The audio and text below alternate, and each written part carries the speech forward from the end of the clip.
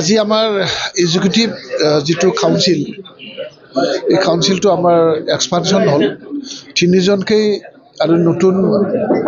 EM include কৰা হ'ল তো আজি কাম কৰাৰ চবকে যাতে স্কোপ ল'ব পাৰে এটা স্পেচ ওলাই দিয়া হ'ল আৰু আমি আশা ৰাখিছোঁ যে এই এক্সপানশ্যনৰ জৰিয়তে আৰু তীব্ৰ গতিত ডেভেলপমেণ্টৰ কাম কৰাত আৰু বেছি সুবিধা হ'ব এইখিনি আমি আশা ৰাখিছোঁ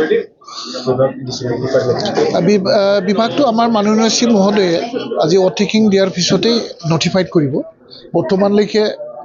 EM শপত হোৱা নাই যেতিয়া মানে ডিপাৰ্টমেণ্টটো দিব নোৱাৰে শপত গ্ৰহণ হ'ল এতিয়া ওলাই যাব এতিয়া